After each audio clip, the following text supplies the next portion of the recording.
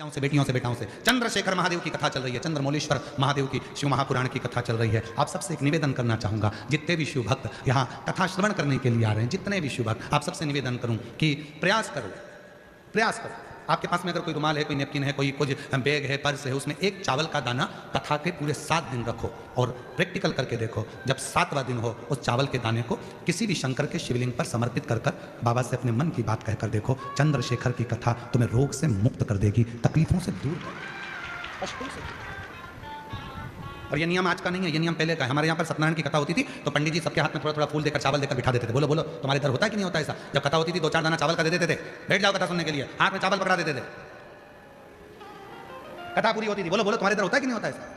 जब कथा होती थी सत्यनारायण जी की, भगवान की कोई कथा होती थी, या माताएं अपनी कथा पढ़ती है, कोई तीज की कथा, चतुर्थी की कथा, पंचमी की कथा, चतुर्थी की कथा, कोई कथा पढ़ती है, तो हाथ में 2-4 दाने चावल के लेके बैठ जाती है, कथा सुनती है, फिर वो भगवान को समर्पित करती है। ये आज का नियम नहीं, पुराना नियम है। किसी से पूछना कि चावल के दाने हाथ में लेकर कथा श्रवण करने का क्या फल होता है?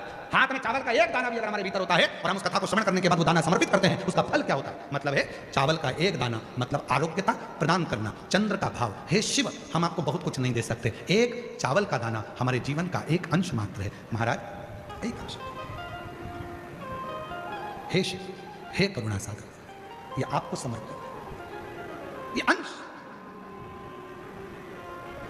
एक अंश। गेहूं वापिस गेहूं को जन्म दे देता, चना वापिस चने को जन्म दे देता, गेहूं के भी 2 हिस्से हो जाते हैं, चने के भी 2 हिस्से हो जाते हैं, सोयाबीन को जन्म दे देता है, 2 हिस्से हो जाते हैं, मसूर को जन्म दे देती है, 2 हिस्से हो जाते हैं।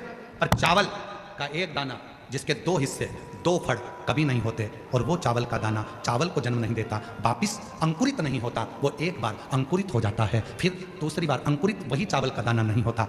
गेहूं का दाना फिर अंकुरित होगा, सोयाबीन फिर अंकुरित होगा, चना फिर अंकुरित होगा, परंतु जो चावल का दाना है वो 2 फड़ में नहीं टूटता, वो अंकुरित वापिस नहीं होता।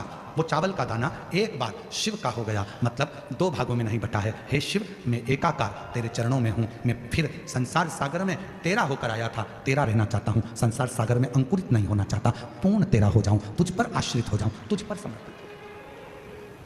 वो चावल का दाना हमें औषधि तक प्रदान करता है। सबसे पहला अन्न है चावल, अक्षत, सबसे पहला अगर कोई अन्न है तो वो अक्षत है, सबसे पहला चावल, ये समर्पित है। एक चंद्रमौलेश्वर महादेव का नाम लेकर एक चावल का दाना भी सुख देता। और मेरी जीनियां याद रखें,